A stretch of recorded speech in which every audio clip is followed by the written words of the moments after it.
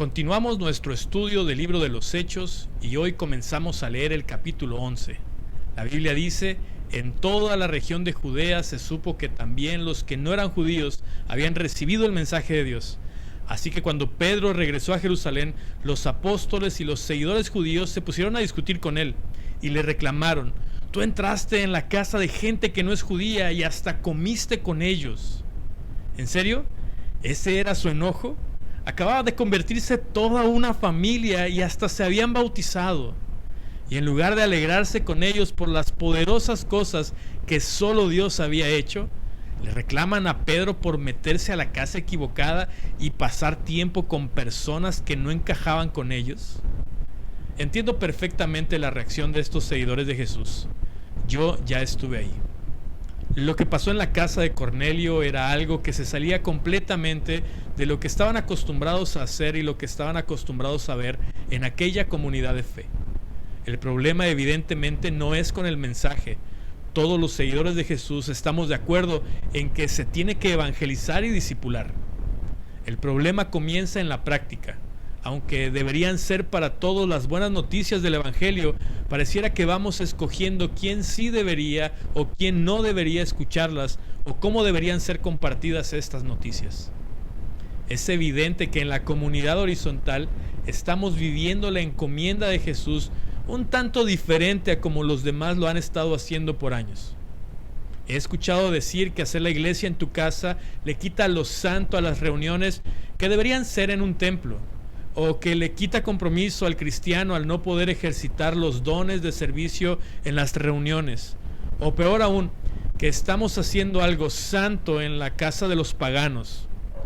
Otros nos han acusado supuestamente de diluir el evangelio al aceptar bautizar personas que no han dado suficientes evidencias de fe, o que estamos discipulando personas que no han dejado sus religiones. A Pedro le reprocharon que haya entrado a la casa de los incircuncisos y comido con ellos, porque de alguna manera estaba pervirtiendo lo sagrado. También le reprocharon que los haya bautizado sin haber cumplido todos los requisitos que su religión imponía.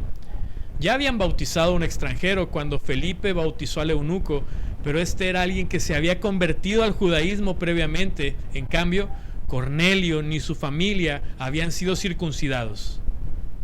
La iglesia siempre batalló con este tipo de reproches a lo largo de la historia. Nos resistimos al cambio, mucho más al cambio que la obra de Dios trae a nuestras vidas. Pedro mismo era así. Dios tuvo que explicarle. La iglesia en Jerusalén se ofendió al regreso de Pedro. Pedro tuvo que explicarles. No estamos haciendo las cosas como se acostumbra. Nosotros queremos llenar nuestras ciudades de iglesias que crecen en las casas de las personas comunes y corrientes que necesitan urgentemente el Evangelio. Queremos plantar una iglesia que crece mutuamente, que se responsabiliza uno de otros, que se alimenta, se motiva y ejerce su sacerdocio personal. Queremos abrir las puertas a personas que de otro modo nunca llegaron a conocer tan de cerca la iglesia de Jesús y mucho menos participarían abiertamente en ella. Lo cierto es que a muchos cristianos, después de algunos años en la iglesia, parece que les da como un celo santo y en lugar de adaptarse para seguir cumpliendo la misión, cierran las puertas tan herméticamente que ni entran ni dejan entrar. Olvidamos pronto que nuestra situación, cuando Jesús nos encontró y nos regaló la situación, éramos igual o peor de cómo es la gente que hoy nos rodea.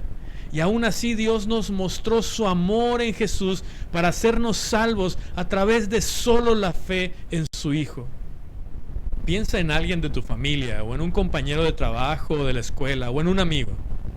¿Has pensado en alguno de ellos como no digno de pertenecer a la iglesia por su preferencia sexual o carácter o su estilo de vida?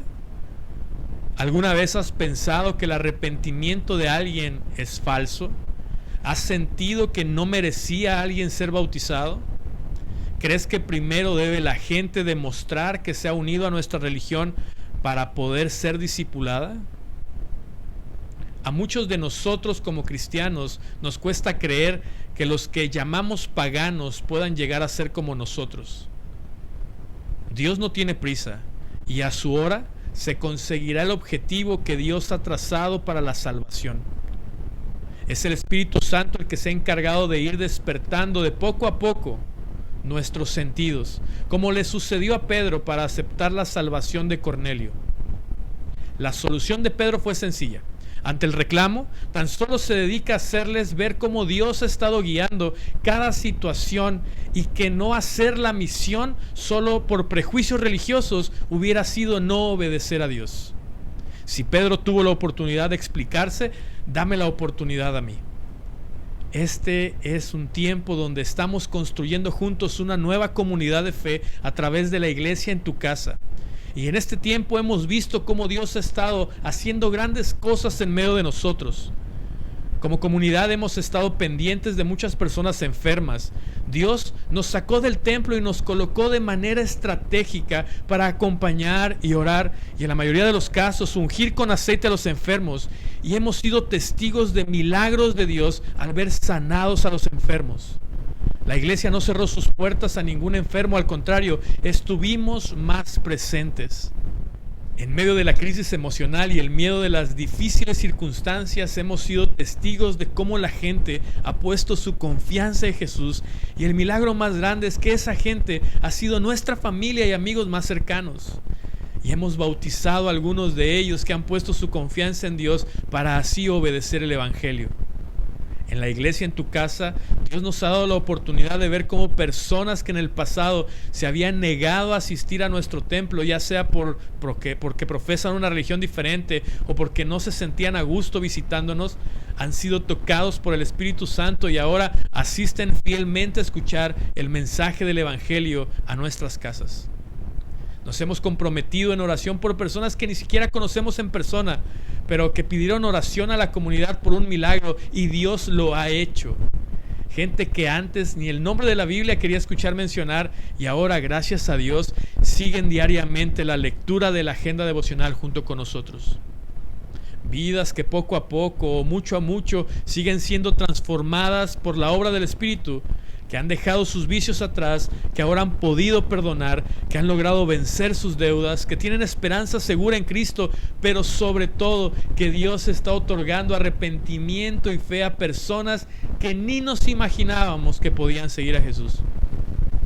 Esto es lo que hemos estado viviendo en nuestra comunidad, y no es porque seamos profesionales en lo que hacemos. Siendo honesto, estamos muy lejos de serlo.